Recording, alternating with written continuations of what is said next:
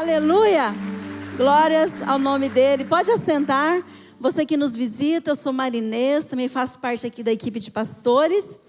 E nós estamos na série Em Breve Ele Virá.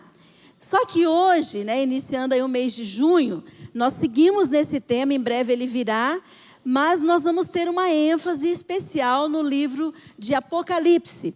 A ideia hoje é introduzir o livro Descomplicando o Apocalipse. A gente quer descomplicar. Nós vamos ter um mês para isso, mas já hoje é praticamente um estudo para que a gente possa iniciar essa descomplicação, Porque as pessoas acham o Apocalipse muito complicado, quando na verdade não é. Ele não é complicado, Vocês vão ver isso durante esse mês e eu espero atingir esse objetivo aqui nessa primeira mensagem também. Acompanhe comigo a leitura no livro de Apocalipse, capítulo 1, do verso 1 ao 18. Apocalipse 1, do verso 1 ao 18. A palavra de Deus diz: revelação de Jesus Cristo, que Deus lhe deu para mostrar aos seus servos o que em breve há de acontecer. Ele enviou o seu anjo para torná-la conhecida ao seu servo João, que dá testemunho de tudo o que viu, isto é, a palavra de Deus e o testemunho de Jesus Cristo. Feliz aquele que lê as palavras dessa profecia, e felizes aqueles que ouvem e guardam o que nela está escrito, porque o tempo está próximo. Verso 4. João, às 7 igrejas da província da Ásia: a vocês graça e paz da parte daquele que é, que era e que há de vir, dos 7 espíritos que estão diante do seu trono, e de Jesus Cristo, que é a testemunha fiel, o primogênito dentre os mortos e o soberano dos reis da terra. Ele que nos ama e nos libertou dos nossos pecados por meio de seu sangue, e nos constituiu reino e sacerdotes para servir a seu Deus e Pai. A Ele sejam glória e poder para todos sempre. Amém. Eis que Ele vem com as nuvens, e todo olho o verá, até mesmo aqueles que o traspassaram. E todos os povos da terra se lamentarão por causa dele. Assim será. Amém novamente. Eu sou o Alfa e o Ômega, diz o Senhor Deus. O que é, o que era e o que há de vir. De novo repetindo, o Todo-Poderoso. Eu, João, irmão e companheiro de vocês, no sofrimento, no reino e na perseverança em Jesus, estava na ilha de Patmos, por causa da palavra de Deus e do testemunho de Jesus. Ele estava em que dia?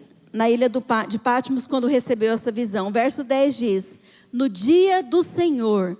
Aqui é uma referência clara ao domingo, porque o domingo passou a ser o dia da nova criação, é a ressurreição de Cristo no domingo. Assim como o sábado era o dia da antiga criação, da primeira criação. Agora, o dia do Senhor é considerado domingo, porque era o dia da ressurreição. Então, no dia do Senhor, achei-me no Espírito e ouvi por trás de mim uma voz forte como de trombeta, que dizia: escreve no livro que você vê e envia a estas 7 igrejas: Éfeso, Esmirna, Pérgamo, Tiatira, Sardes, Filadélfia e Laodiceia. Voltei-me para ver quem falava comigo. Voltando-me, vi 7 candelabros de ouro. Uma das peças mais belas, mais lindas do tabernáculo, e depois do templo. Esse candelabro, ou no hebraico menorá, que era uma peça única, toda de ouro, tinha a base de 35 quilos, e 7 hastes ali levantada em ouro, onde ficava a luz que iluminava o tabernáculo, e ela nunca poderia ser apagada, 24 horas por dia. Então ele viu esses 7 candelabros de ouro, verso 13. E entre os candelabros, alguém semelhante a um filho de homem, com uma veste que chegava aos seus pés e um cinturão de ouro ao redor do peito. Sua cabeça e seus cabelos eram brancos como a lã, e tão brancos quanto a neve, e seus olhos eram como chama de fogo. Seus pés eram como bronze numa fornalha ardente, e sua voz como o som de muitas águas. Tinha em sua mão direita 7 estrelas, e da sua boca saiu uma espada afiada de 2 gumes. Sua face era como o sol quando brilha em todo o seu fulgor. Quando o vi, caí aos seus pés como morto. Então ele colocou sua mão direita sobre mim e disse: não tenha medo, eu sou o primeiro e o último, sou aquele que vive. Estive morto, mas agora estou vivo para todo sempre, e tenho as chaves da morte e do inferno. Aleluia! Irmãos, o contexto em que João recebe a revelação do Apocalipse era um contexto de muita opressão. Também um contexto onde havia o dualismo muito forte ali sobre o bem e o mal. E como que o bem seria vitorioso? Como que o bem se sobressairia sobre o mal? O apóstolo João, o último dos apóstolos vivos, provavelmente ali por volta do ano 95 depois de Cristo, ele está tendo essa visão de Deus, essa revelação ali exilado na ilha de Patmos. A gente vê que nesse momento da história, a igreja primitiva, que começou ali no ano 33, quando Jesus ressuscita, essa igreja primitiva tinha passado e estava passando por grande tribulação, por grande opressão, grande sofrimento por causa do Império Romano. Como eu disse, o apóstolo João era o último vivo. A história conta que todos os outros apóstolos foram martirizados pela sua fé. Então era um momento de grande sofrimento. E essa, provavelmente também, era a última missão do apóstolo João em favor de Cristo, que era entregar essa revelação à igreja sofredora. Então veja como isso era tão importante, como isso é tão importante, o livro de Apocalipse. O apóstolo João, que desde a sua juventude, o início da sua juventude, a gente entende, pela Bíblia, ali, pelos costumes, toda a história, que quando Jesus chama aqueles 12 homens, eles eram muito novos. João provavelmente ele um dos caçulas, se não o caçula da turma, menos de 20 anos. E agora ele está recebendo essa revelação ali perto do ano de 95. Vamos fazer aqui as contas, 55, 60 anos depois da ressurreição de Cristo. Então é algo assim extraordinário para o próprio apóstolo João, que tinha visto Jesus ressurreto ali na sua juventude. Jesus que andou com ele, ele fala nas suas cartas ali, a gente está estudando a primeira carta de João nos nossos GCs esse mês. E João diz assim que ele tocou o verbo da vida, que ele viu com seus próprios olhos carnais a Cristo, tanto em carne e osso, ali antes de morrer, como depois da ressurreição. João vai dizer nas suas cartas que ele teve esse privilégio de ver o Cristo ressurreto. E agora, quase 60 anos depois, ele tem essa visão novamente de Jesus glorificado. Você lê o livro de Apocalipse, Jesus entronizado, Jesus em toda a sua glória. E a Bíblia diz que ele cai ali como um morto diante dessa visão. Então, Apocalipse tem uma visão belíssima, extraordinária, poderosa, do nosso Deus que é soberano. E é lindo ver a vida do apóstolo João, que nos ensina a importância de perseverarmos até o fim. Porque se perseverarmos até o fim, irmãos, nós também veremos esse Cristo em toda a sua glória, amém? E ficaremos com ele face a face. E João está tendo esse privilégio de, ao final da sua vida, perceber o quanto valeu a pena servir a Cristo a sua vida inteira, a vida toda. Mas vamos começar a descomplicar aqui o Apocalipse, porque esse é o nosso objetivo hoje, nesse primeiro estudo. A gente primeiro tem que fazer uma pergunta. Por que é importante eu entender Apocalipse? Eu nem leio Apocalipse. Por que a gente tem que entender, tem que ler? O que ele significa para a nossa vida? Irmãos, o próprio texto responde. Ali no início da leitura que eu fiz no primeiro capítulo, e depois repetindo no último capítulo de Apocalipse, a mesma coisa, a importância. O verso 3 do primeiro capítulo diz o quê? Feliz aquele que lê as palavras dessa profecia. O felizes aqui é o sentido de bem-aventurado, a bem-aventurança. E felizes aqueles que não só leem, mas aqueles que ouvem. E aqueles que guardam o que nela está escrito, porque o tempo está próximo. Bem-aventurados aqueles que fazem isso. E no último capítulo, lá no 22, verso 7, vai dizer: eis que venho em breve. Feliz é aquele que guarda as palavras da profecia deste livro. Nós vemos aqui, desde o início até o final do Apocalipse, que Apocalipse não é uma opção para mim e para você, não é opção para a igreja. Apocalipse é essencial. Apocalipse é algo extraordinário que nos foi deixado, é para mim e para você, é um presente de Deus. Eu sei que muitos têm medo, alguns ignoram, alguns não leem, outros falam um pouco sobre isso, mas ele é essencial. Eu quero que isso fique guardado no nosso coração. Agora, como que Apocalipse se organiza?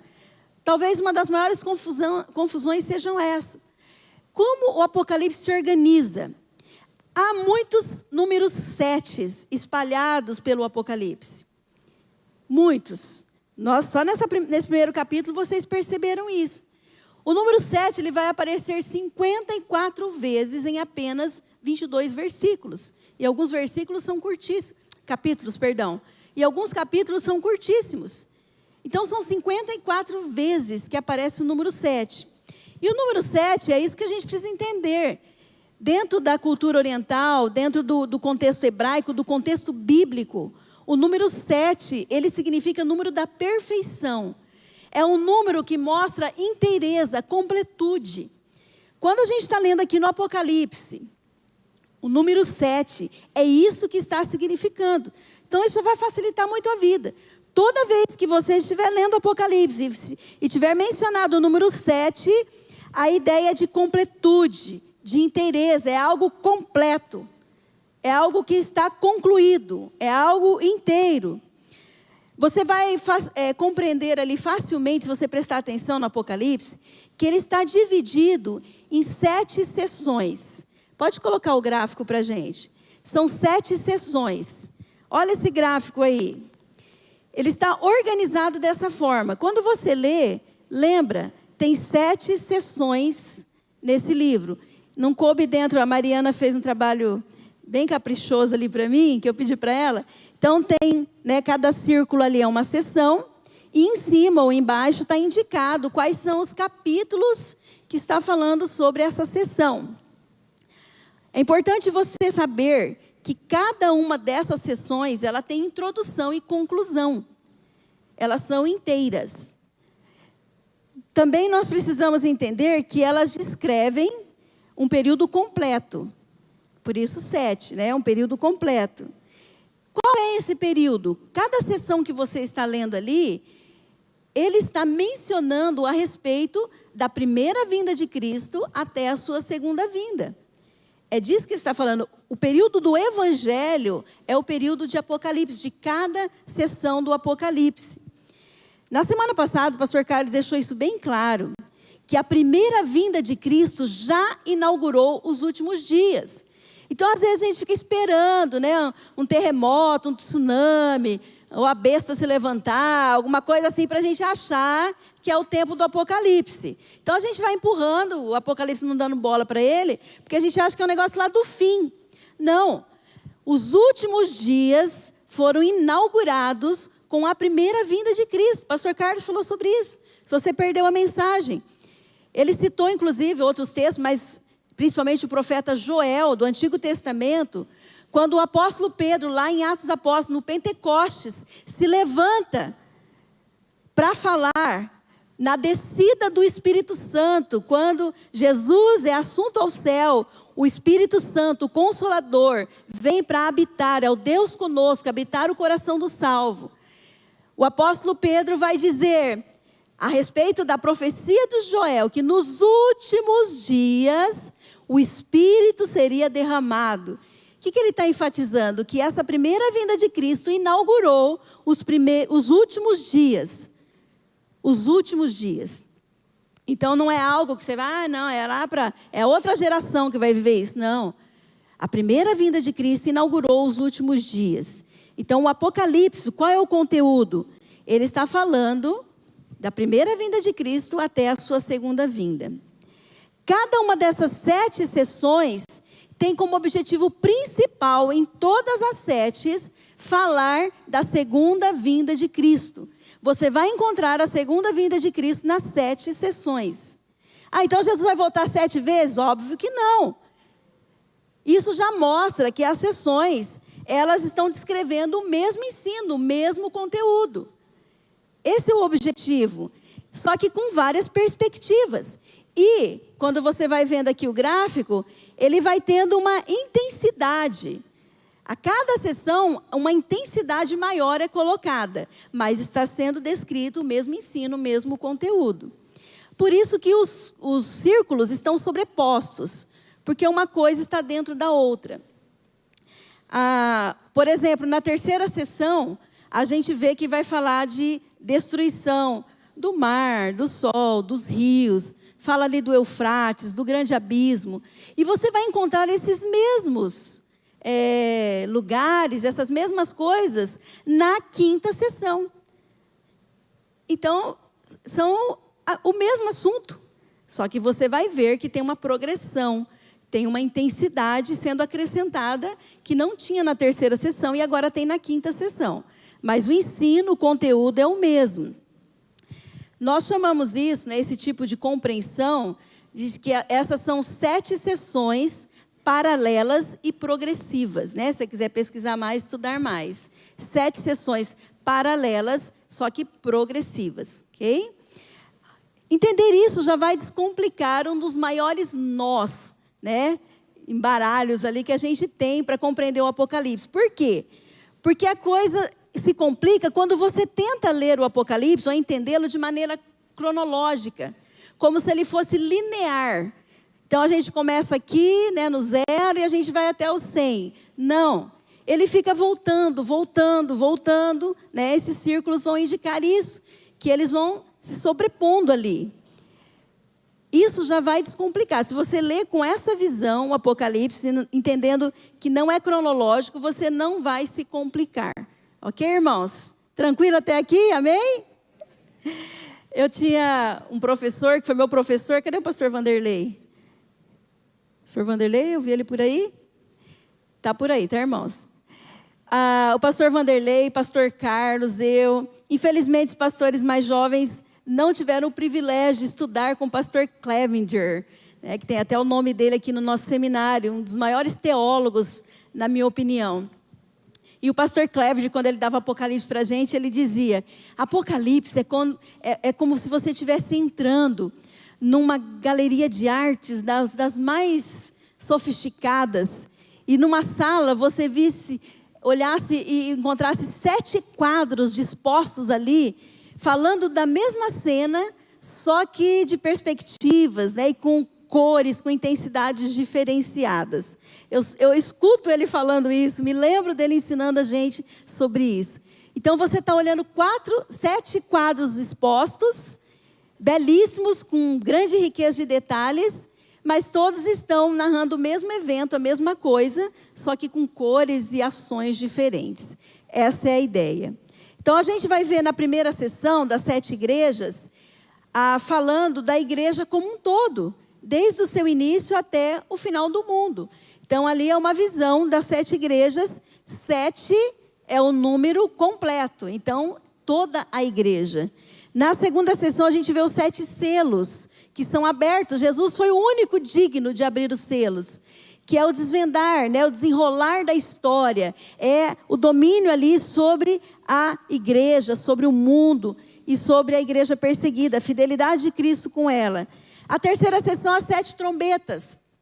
Quando você chega na terceira sessão, vai falar das 7 trombetas. O que lembra a trombeta? Trombeta é aviso, é anúncio. Então, ali nós temos descrito o juízo parcial de Deus misturado com sua misericórdia.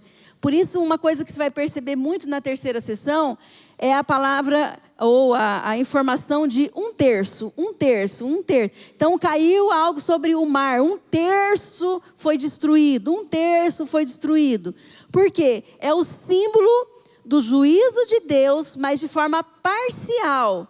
É tempo de misericórdia, é um tempo da ação de Deus para a salvação das pessoas. Na quarta sessão, nós vamos ver o levantamento do quarteto do mal. É onde Se levanta o dragão, a besta que emerge do mar, a besta que vai emergir da terra e a Babilônia. Então é o quarteto do mal. Depois a gente vai explicar isso nas outras. Só que daí vem a sétima sessão, que é as 7 taças da ira de Deus. Qual que é a diferença da terceira sessão? A destruição vai cair sobre as mesmas coisas, só que agora não é mais juízo parcial, não é um terço. São as taças da ira de Deus, é um juízo completo, é um juízo inteiro. É aonde você vai perceber, é interessante você ler essa quinta sessão, porque vai dizendo ali o juízo caindo sobre os homens e eles blasfemando contra Deus. Diz ali que eles mordiam a própria língua de tanta ira, de tanta raiva. E a gente vai percebendo quando o homem não quer se render a Deus, ele não vem nem pelo amor, nem pela dor. É interessantíssima essa quinta sessão. A sexta, aquele quarteto do mal que se levantou, ele é derrubado, ele cai em ordem inversa. A gente vai vendo que eles se levantam na quarta sessão, primeiro ali o dragão, e vai indo. Depois, na sexta sessão, esse quarteto cai, pela autoridade e o poder do nome de Jesus.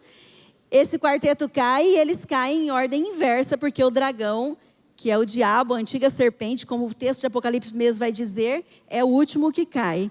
E a sétima sessão, que é onde no início ali ainda tem entrelaçado com a sexta sessão, a queda do último do quarteto do mal, nós vamos ter a ênfase nos novos céus, nova terra, nova Jerusalém. A gente vai ter ênfase em novas todas as coisas, novo corpo, onde tem a ressurreição do nosso corpo, semelhante ao de Jesus, glorificado. Então a sétima sessão é onde tudo se faz novo. Então, um panorama geral aí de cada sessão, como ela está organizada, mas todas elas estão descrevendo o mesmo ensino, o mesmo período. Amém, meus irmãos? Está claro isso? Agora, como que a gente entende os símbolos? Isso aí é a organização do livro. A pergunta que surge é como a gente interpreta um livro como Apocalipse, que é tão simbólico, né? Tão cheio de símbolos. A minha resposta para você é simples. A Bíblia explica a Bíblia. A Bíblia explica a Bíblia. Olha, é muito difícil, eu nem me lembro de ter uma pergunta séria, a respeito da Bíblia que não possa ser respondida pela própria Bíblia. A Bíblia explica a Bíblia. Busque respostas para compreender o ensino de Deus, a ação de Deus, a palavra, na própria palavra. Cuidado com uma imaginação fértil, com essas elucubrações externas, que a gente recebe muitas vezes, de pessoas que nem estão compreendendo o básico. Então, a questão dos símbolos, ela é explicada dentro da própria Bíblia. Como eu disse aqui do número 7, é algo tão bíblico, essa questão que o 7 é um número perfeito, é um número da completude, está tão claro isso na Bíblia, e dentro do conceito hebraico. O número 6, por exemplo, que as pessoas ficam procurando, ao longo da história, você pode pesquisar quantas vezes as pessoas tentaram descobrir quem é a besta, fazendo cálculos, fazendo números, soma de números, por causa do 666. E não tem nada a ver, irmãos, isso. Porque esse 7 é o número perfeito, é o número completo. O que é o 6? O 6 é um número incompleto. É o símbolo da imperfeição. É o símbolo daquilo que queria chegar lá, mas não chegou. Ficou devendo. Esse é o 6. E por que 3 vezes o número 6? 666. Porque uma coisa que vocês vão ver no Apocalipse é que o diabo, ele imita Deus em tudo. É muito interessante no Apocalipse você ver toda a imitação que é feita. E o 666 é uma prova disso. Porque são 3 vezes, o número 6, é a trindade satânica, a trindade do mal. Como a gente falou aqui, do dragão, a besta que emerge da água, e a que emerge do mar, e a que emerge da terra. A trindade satânica, 666. Qual que é o alerta? Qual que é o ensino? Todo cristão, a gente não deve ficar com aquilo que é imperfeito, com aquilo que é menos do que Deus tem para nós. Nós não devemos nos contentar com aquilo que é duvidoso, com aquilo que não combina com a palavra, que não é completo, que é um quase lá, mas não é. Sabe aquele cristão, né, meia boca? Não. Esse aqui é um ensino para mim e para você. Nosso número é o 7, irmãos. É o número do completo, da completude, porque esse é o nosso Deus. Sobre os símbolos também, uma coisa importante da gente entender é que o Apocalipse, ele usa a simbologia quase que total do Antigo Testamento. Símbolos que estão já descritos no Antigo Testamento. Embora o apóstolo João escreveu na língua grega, embora o contexto, né, do momento que ele estava vivendo era da cultura greco-romana, ele escreve com uma mentalidade totalmente oriental e totalmente relacionada ao Antigo Testamento. Então você vai ver muito claro elementos do livro de Gênesis e Êxodo. Um dos panos de fundo principal do livro de Apocalipse é o livro de Gênesis e o livro de Êxodo. Nós vamos ver ali, por exemplo, aparecendo, né, dentro de Apocalipse, a questão da árvore da vida, que está lá em Gênesis. A questão das pragas do Egito. O mar de vidro, né, que a gente fala assim, puro como um cristal, que é uma referência à bacia que tinha no templo, no tabernáculo, que era a bacia da purificação, da limpeza, do arrependimento. Nós vamos ver ali serpente, trovões e relâmpagos, uma referência ali ao Monte Sinai, quando Moisés vai subir ao monte da pureza, da santidade de Deus, o candelabro. Então a gente tem muito pano de fundo no Apocalipse de Gênesis e Êxodo.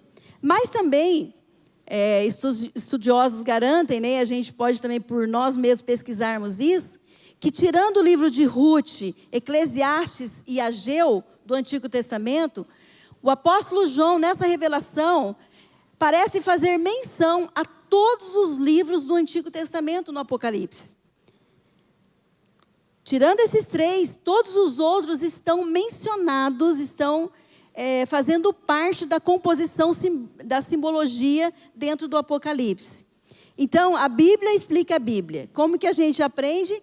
Compreendendo mais a Bíblia, aprendendo mais da Bíblia, estudando mais a Bíblia, a gente vai ter uma compreensão melhor de Apocalipse e da própria Bíblia. Então, espero ter descomplicado um pouquinho com essa questão da organização e da simbologia, mas eu quero também agora ir para um ponto onde nós vamos falar sobre os propósitos. Quais são os propósitos da revelação do Apocalipse? Por que ela foi dada a nós? Por que houve essa revelação? Então, o primeiro propósito que nós vemos claramente no Apocalipse é trazer uma mensagem de esperança e perseverança para a igreja de todos os tempos. Esse é um propósito. Trazer uma mensagem de esperança e perseverança. Apocalipse não foi escrito para o mundo. O que eu quero dizer com isso? Quando Deus dá essa revelação ao apóstolo João, não foi uma revelação para ir para o mundo. Tanto é que ela tem simbologia, ela tem uma construção toda dentro do contexto bíblico, do contexto cristão. Porque ela foi dada à igreja, aos cristãos. Para mim e para você, como eu já disse, é um presente de Deus para cada um de nós. Olha o que está dito ali, tanto no primeiro capítulo da Bíblia, quanto no final, no último do Apocalipse, quanto no final do Apocalipse, capítulo 1 e capítulo 22. Diz o quê? Revelação de Jesus Cristo, que Deus lhe deu para mostrar aos seus servos. Para quem que ele deu? Para os seus servos. Para mostrar o que em breve há de acontecer. Já no início de Apocalipse ali, capítulo 1, verso 1. E no último capítulo, 22, 16, diz: eu, Jesus, enviei o meu anjo para dar a vocês este testemunho concernente às igrejas. É para nós. Não é para a gente pegar o Apocalipse, abrir e ficar pondo medo nos outros. É uma palavra não de medo, mas de esperança, de encorajamento, de perseverança para a igreja de todos os tempos. Segundo propósito, É garantir que o controle soberano do universo está nas mãos do Cristo que venceu. Essa é a mensagem, é isso que está ali no Apocalipse. Que o controle soberano do universo está nas mãos do Cristo que é vencedor, do Cristo que venceu. Todos os apóstolos, exceto João, até o momento foram martirizados. E aí você fala, nossa, mas eles foram fiéis, seguiram a Cristo.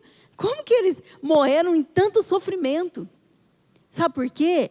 Porque todos eles enxergaram, não o Cristo morto, derrotado, mas eles enxergavam o Cristo vivo, o Cristo ressurreto. Ele venceu a morte não parou o Cristo e não para o cristão. Ele é vencedor. A Bíblia ali no verso 18, capítulo 1 diz, Jesus dizendo, estive morto, eu passei pela morte. A palavra cordeiro aparece 28 vezes em 22 capítulos do Apocalipse. 28 vezes, 29. Uma é o diabo usando a palavra cordeiro para imitar Jesus. Mas 28 vezes é referente ao sacrifício de amor, do sacrifício que ele fez por mim e por você. Por isso que ele fala, eu estive morto. Eu sou o cordeiro de Deus, tiro o pecado do mundo. Eu me dei em sacrifício. Mas agora, eu não estou mais morto. Eu estou vivo. E para todo o sempre. Eu estou vivo. E não somente isso. É um viver vitorioso. Eu tenho as chaves. Eu tenho as chaves nas minhas mãos da morte e do inferno. Então, irmãos, o que o Apocalipse está ensinando? Que o controle do universo, da vida, do mundo, da morte, do inferno, está em suas mãos. Nós seguimos um Cristo vencedor, o Cordeiro de Deus que é vencedor. A história não está à deriva. Quando abre os 7 selos, ali o símbolo é de que a história não está à deriva, não existe acaso. Nós estamos nas mãos do Cristo que venceu. A história toda está no controle soberano de Jesus Cristo. Terceiro propósito do Apocalipse, mudar a visão que temos da realidade. Nos dar uma visão de Deus. Mudar a visão que a gente tem do que é real, da realidade. De onde vem a visão que você tem da vida e do mundo? Da onde você está extraindo? Como você enxerga a realidade? Por você mesmo, né? Por mim mesmo? Pelos olhos dos outros ou por revelação divina? Como você vê a realidade? Apocalipse é um chamado, uma chamada a todos nós, seguidores de Jesus, daquela época e de hoje, para entender que aquilo que é real é o que nosso Deus diz, porque o mundo é fake. O mundo está cheio de mentiras, tem declarações fortes que estão impondo como se fossem verdadeiras, mas o mundo é fake. E Apocalipse vem nos trazer de volta a uma realidade, aquilo que é verdadeiro, é uma chamada à realidade. A forma como devemos interpretar o que acontece na nossa vida e na história é à luz da revelação divina, que é a Bíblia, especialmente o Apocalipse. Porque a Bíblia diz que uma janela, né, uma porta no céu é aberta e é desvendado os mistérios, inclusive até do último dia, do futuro. Você tem se conectado com isso? Você tem interpretado a vida, a história, à luz da revelação de Deus?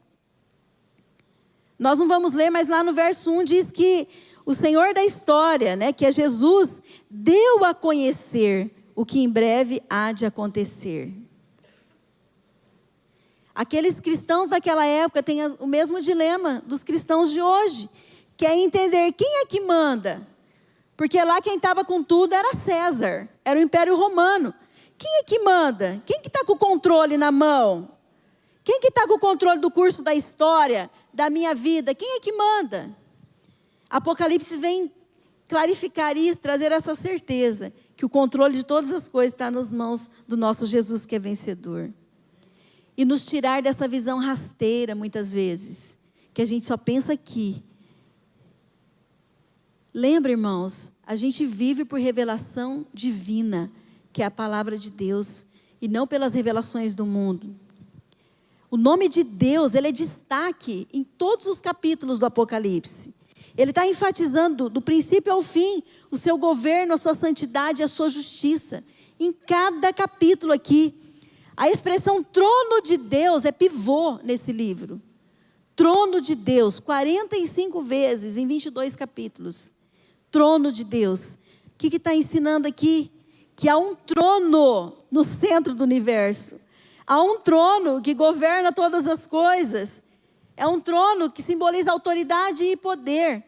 E pelo sangue de Jesus, o Novo Testamento diz que um novo e vivo caminho foi aberto. E todos nós temos acesso a esse trono da graça. Esse trono que é o centro do universo. Quarto propósito, redirecionar o nosso foco para o reino.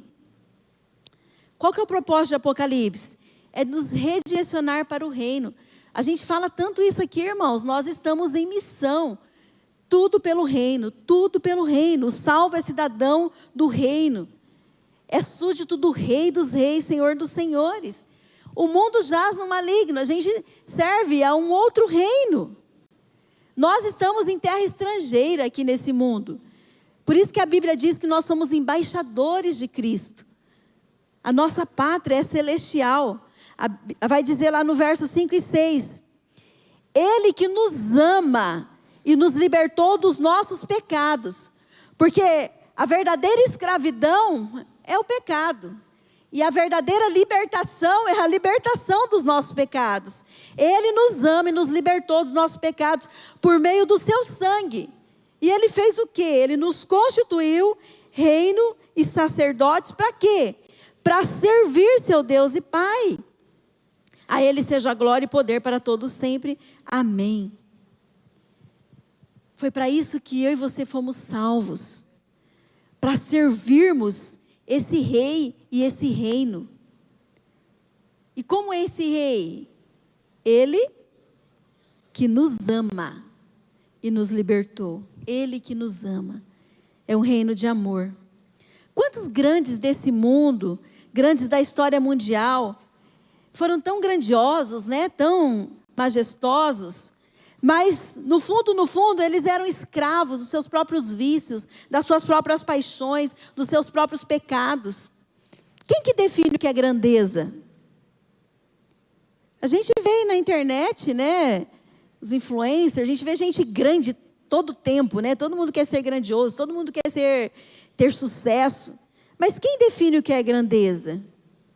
Quantos protagonistas da história, ao longo da história, conseguiram fazer tantas coisas, mas não cuidar da sua própria vida, da sua família, foram um fracasso na questão moral em tantas coisas. Então, quem é mesmo que está definindo a cosmovisão da sua vida, da história? Quem é que define? O Apocalipse vai redirecionar o nosso foco para o reino e para o rei. Quinto propósito, declarar a realidade da volta de Cristo. Como eu já falei, esse é o assunto principal em cada sessão, que é declarar que Cristo voltará. Ele em breve virá, que é nosso tema. Apocalipse, ele não está falando que Jesus vai voltar no nosso coração, quando ele passa a habitar no nosso coração. Apocalipse não está dizendo que Jesus vai voltar quando a gente morrer, né? Individualmente, cada um morre, e aí a gente vai ter um encontro com Cristo. São verdades essas, né? Que Jesus volta ao nosso coração, quando a gente morre, a gente volta a Cristo. Mas não é essa a mensagem. O que está dizendo exatamente é que Ele voltará nesse mundo, em glória. Voltará de uma forma geral. Ele voltará para encerrar essa primeira criação. Esse é o foco principal de cada uma das 7 sessões do Apocalipse. O verso 7 diz: eis que ele vem com as nuvens e todo olho verá. Nossa, mas como que vai ser isso, pastora? Como todo mundo vai ver? Daqui, lá do Japão, todo mundo vai ver. Irmãos, nem precisa fazer força para entender isso. O sol se levanta todos os dias. Em qualquer lugar do mundo, todo mundo vê. Uma porcariazinha de quinta grandeza que foi feita por esse Deus. Como que nós não vamos ver o Criador do sol Como que isso é impossível? Se todo mundo vê o sol, como nós não vamos ver a sua segunda vinda? Como que todo olho não verá? Essa é uma verdade. Todo olho verá. Até mesmo aqueles que o traspassaram. Está falando aqui dos perseguidores, daqueles que o crucificaram, do Império Romano. Está falando aqui do contexto do mundo. E todos os povos da terra, todos se lamentarão por causa dele. Amém. Assim será. Se Deus está dizendo aqui na sua palavra que vai ser assim, vai ser assim. Porque Ele não é homem para mentir, todo olho verá. Você vai estar entre aqueles que celebram ou entre os que lamentam? Porque aqui diz que as nações, né, que se referindo aos perdidos, vão se lamentar quando isso acontecer. Sexto propósito, garantir que haverá justiça no universo. O que Apocalipse está ensinando aqui? Quando você está lendo aquelas páginas, você vai ver isso. Que há justiça no universo. O juízo divino cairá sobre a maldade. Principalmente ali nas 7 taças. A injustiça e a maldade não ficará sem resposta. Nunca. Nenhuma delas sequer. Ah, aqui se faz, aqui se paga. Mentira, balela, conversa fiada. Quantas pessoas terríveis morreram em riqueza e em prazer. Quantas pessoas injustiçadas, vítimas, morreram em dor e sofrimento e na injustiça que sofreram. Aqui não se faz, se paga não, irmãos, isso é mentira. O juízo final é uma exigência moral, é uma exigência do universo, das vidas, daqueles que sofreram injustiça, é uma exigência daquele que é santo, que é puro, que é justo. Apocalipse está mostrando isso, que haverá sim um juízo. Haverá sim justiça no universo. Toda maldade será cobrada, será requerida. Na Bíblia, a gente vê ali no Novo Testamento, Jesus falando que desde o sangue de Abel, que foi o primeiro homicídio que teve na Bíblia, Caim matando Abel, o primeiro sangue derramado, inocente ali, desde Abel, o primeiro, até Zacarias, que foi o último profeta ali que fecha o Antigo Testamento. Todo esse sangue, aquilo que está entre um e outro, toda essa injustiça, toda essa perseguição, toda essa maldade, será requerida por Deus, será vingada por Deus, terá que ser prestado conta, toda a maldade. Ele é o Cordeiro sim, que tira o pecado do mundo sim, mas Ele também é o leão da tribo de Judá, Ele é o juiz de toda a terra. E Apocalipse traz essa mensagem, que haverá justiça no universo.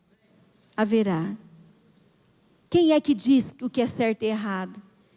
Quem é que diz que isso pode, isso não pode? Não adianta legalizar o pecado com leis. Não adianta sequestrar a justiça e a honra, aviltar a dignidade humana. Não adianta. Porque isso será requerido pelo nosso Deus. Não ficará sem resposta. Nenhuma injustiça ficará sem resposta. Jesus voltará e haverá justiça completa no universo. Amém, meus irmãos? E por fim, 7º propósito. Eu coloquei 7 de propósito. 7 propósitos de propósito. Para vocês não esquecerem o número 7. 7 propósitos do Apocalipse é trazer esperança mesmo em face da morte. O que as pessoas mais temem, do que elas mais fogem, quando faz uma plástica, quando faz qualquer coisa, o que a gente está fugindo? Da morte, no final das contas. Com que os cristãos naquela época eram ameaçados para negar Jesus com a morte. Mas eles eram imparáveis. A morte não para a gente, irmãos. Verso 17, 18. Quando o vi, caí aos seus pés como morto. Então ele colocou a sua mão direita sobre mim e disse: não tenha medo, eu sou o primeiro e o último. Sou aquele que vive. Estive morto, mas agora estou vivo para todo sempre e tenho as chaves da morte e do inferno. O que está dizendo aqui? Que a morte foi matada, né? No hebraico tem isso, né? Foi matada, foi bem matada na língua hebraica. A morte foi matada. Ela foi vencida. Ela não nos derrota mais, nunca mais. Nós vamos viver para sempre, irmãos. O corpo vai morrer. Mas Apocalipse termina falando da ressurreição do nosso corpo. Você não vai ficar dormindo quando você morre. Você vai direto para o céu ou direto para o inferno. É isso que a Bíblia diz. Jesus fala isso nas suas parábolas. Só que nós não estaremos completos ainda. Para comparecer perante o tribunal de Cristo, a Bíblia diz que nós receberemos novas vestes, nosso corpo, estaremos vestidos diante do tribunal de Cristo, para receber ou galardões, ou a condenação eterna. Mas estaremos vestidos. Então a morte, ela mata só o corpo, mas não tem problema, é roupa velha. Nós seremos novamente vestidos, com um corpo semelhante ao de Jesus, glorificado. Na psicanálise a gente chama várias coisas de pulsão de morte. A gente percebe como as pessoas vivem com pulsões de morte. Comportamentos agressivos, compulsivos, autodestrutivos, padrões de relacionamentos tóxicos. Tudo isso é uma pulsão de morte, né? A pessoa se acabar num vício. Pulsão de morte. Mas dizer, ansiar, desejar ardentemente que Jesus volte, como o apóstolo Paulo fez, viver é lucro, morrer é ganho, né? Ou viver é ganho, morrer é lucro. Porque para mim o viver é Cristo, seja aqui ou seja lá. Então desejar a Cristo, desejar Jesus é a maior pulsão de vida, irmãos, que nós podemos ter. Maior pulsão de vida. Apocalipse ele vai fechar com o clamor do Espírito Santo e o clamor da noiva, que é a igreja, dizendo: vem logo, não demora. Maranata, vem Jesus. Verso 17 e 20, no final do livro, o Espírito e a noiva dizem: vem. E todo aquele que ouvir, diga: vem. Quem tiver sede, venha. E quem quiser, beba de graça da água da vida. Quem que é a água da vida? É Jesus. Amém. Vem, Senhor Jesus. É assim que a Bíblia encerra em Apocalipse. É a maior pulsão de vida. Pulsão de vida. Vem, Senhor Jesus. Feche seus olhos, Senhor. Há tanta pulsão de morte nesse mundo. Há tanta mentira, tantos apelos. Há tanta injustiça, há tanta dor. Mas como cristãos, Senhor, nós temos o privilégio de ter essa pulsão de vida, que é o Espírito Santo que nos habita. E que diz que o nosso lar é o céu. E que coloca dentro de nós esse anseio de viver com tudo que somos e podemos aqui em missão por Ti, mas não perder a perspectiva de uma eternidade contigo. Então que nós possamos olhar para dentro de nós mesmos, percebemos se tem essa pulsão de vida. Se há dentro de nós esse clamor: vem, Senhor Jesus, Maranata. Eu quero estar contigo, Senhor, por todos os meus dias. Como disse o apóstolo Paulo, seja aqui ou seja lá, Cristo é a minha vida. Cristo é a minha vida inteira, a minha vida toda. Redireciona o nosso foco, Senhor, para a realidade do céu. Do céu. É o que te pedimos no nome de Jesus.